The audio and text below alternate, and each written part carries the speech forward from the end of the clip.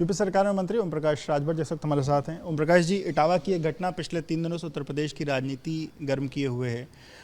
कुछ लोग इटावा में ब्राह्मणों के गांव में कथा करने गए और वहां पर विवाद ये हुआ कि उन्होंने अपनी जाति नहीं बताई और ये कहा गया कि वो ब्राह्मण की बात कह रहे थे कि वो ब्राह्मण हैं और वो यादव निकले। इसको लेकर अखिलेश यादव ने भी प्रेस कॉन्फ्रेंस कर तमाम जो विवाद है वो खड़ी की। देखिए, जो घटना है हम उस घटना की निंदा करते हैं। पहली बात कि देश में संविधान है, कानून का राज है। अगर गलत उन्होंने किया तो थाने में जाकर के शिकायत करते, तहरीर देते, पुलिस उसकी जांच करती, उनके खिलाफ कानूनी कार्रवाई होती।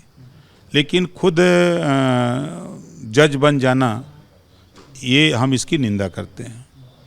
रही बात कि दो आधार कार्ड, एक व्यक्ति को 2 आधार कार्ड रखने का अधिकार नहीं है। इस मामले में एक और एफआईआर भी हुई है, उसमें यह है कि 2 एफआईआर तो 2 आधार कार्ड रखने का अधिकार नहीं है, तो उस आधार पे तो निश्चित है कि आपके फराडगिरी 420 का मुकदमा तो पंजीकृत होगा। जब सबको एक आधार कार्ड बनाने की इजाज़त है, आप 2 क्यों बनाए हैं? एक तो ये इशू है। तो अब इस इशू को लेकर के अगर कोई तुल पकड़े तो क्या किया जा सकता है। जब वो लोग थोड़े दिन पहले अखिलेश यादव के दफ्तर आए थे तब वहाँ भी उनसे ये सवाल पूछा गया था कि एक आधार कार्ड जिसमें अग्निहोत्री टाइटल है वो दिख रहा है, क्या ये उनका है? तो उन्होंने कहा कि ऐसा कोई उनका आधार कार्ड नहीं है और ये गलत आधार कार्ड पेश किया गया है। अब भाई, जब एक ही नाम से 2 बना हुआ है और वो दे रहे हैं, वहाँ जांच हो रही है, जांच में पाया जा रहा है, तो वही ना हम लोग जानते हैं कि हम लोग तो जांच में गए नहीं थे। जो सामने प्रकरण आ रहा है उसी को जान रहे हैं।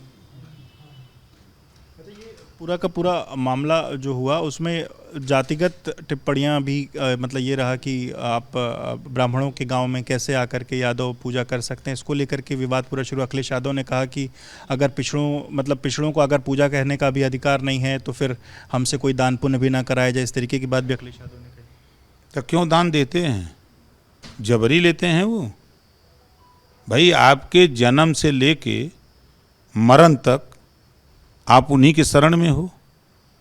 मरने के बाद भी वो क्रियाक्रम जो होता है बिना उनके तो करा नहीं पाते हो। नाम नहीं रख पाते हो अपने बच्चे का, तो क्या करोगे? तो उनकी शरण में हो। उस व्यवस्था जो बनी है, जब देश में जाति व्यवस्था बनी तो सभी जातियों को अलग अलग काम बांटा गया, तो काम के आधार पर सब लोग अपना अपना कारोबार करते हैं। तो निश्चित है कि अगर किसी के काम में हस्तक्षेप होगा तो भाई विरोध तो होगा। क्या आपके हिसाब से यादवों को कथा कहने का अधिकार है कि नहीं? आप मतलब देखिए, जो जाति बनी, जाति के आधार पर काम बांटा गया, उस आधार पे तो नहीं है। लेकिन संविधान के दायरे में जो जिसके पास शिक्षा हो गई है, वो कोई भी व्यक्ति किसी जाति धर्म का वो कर सकता है। ये मेरे संविधान की बात है, संविधान के दायरे में ये व्यवस्था है। जिन लोगों के साथ अभद्रता हुई थी वो लोग जब यहाँ पर आए तो उन्होंने कहा कि उनकी बारे में, क्योंकि वो लोग वहाँ पास के ही 10-12 किलोमीटर के दूर पर ही रहते हैं और उनके बारे में सभी को पता है ये साजिशन कुछ लोगों ने किया है और सबको उनकी जाति पता थी कि वो यादव हैं और साजिशन उनको मारा पीटा गया। अब ये जांच का विषय है, जांच होगी तो मालूम होगा कि ऐसी घटना के पीछे क्या क्या राज है। उसके पहले हम लोग क्या बता सकते हैं। एक और वीडियो इस घटना का सामने आया है जिसमें जब उनसे उनकी जातियों के बारे में पूछा जा रहा है तो वो ये कह रहे हैं कि जो कथावाचक होता है उसकी कोई जात नहीं होती है, उससे क्यों जात पूछी जा रही है। इस तरीके की बात भी कथावाचक कह रहे हैं। नहीं, अभी तक तो भाई पूजा पाठ, हर कर्म क्रिया कराने का काम तो हम देखते हैं पंडित जी लोग कराते हैं।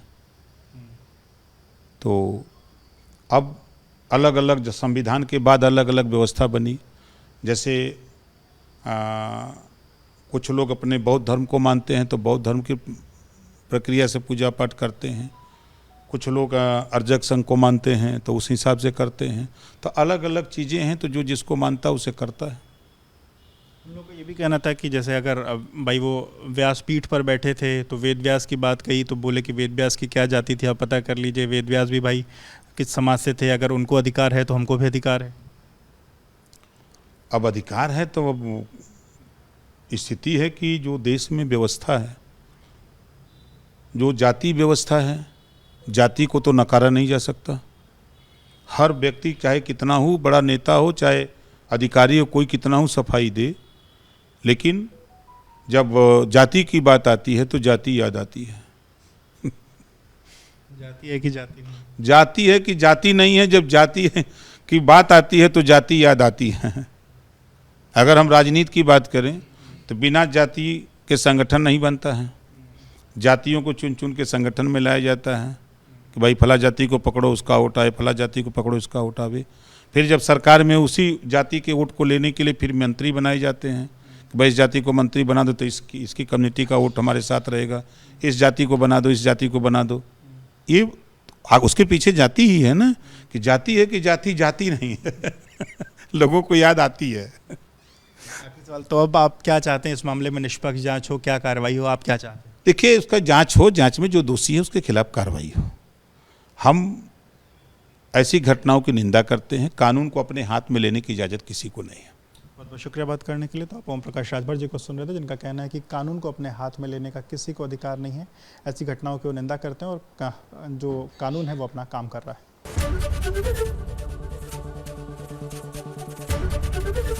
एबीपी गंगा, खबर आपकी, जुबान आपकी।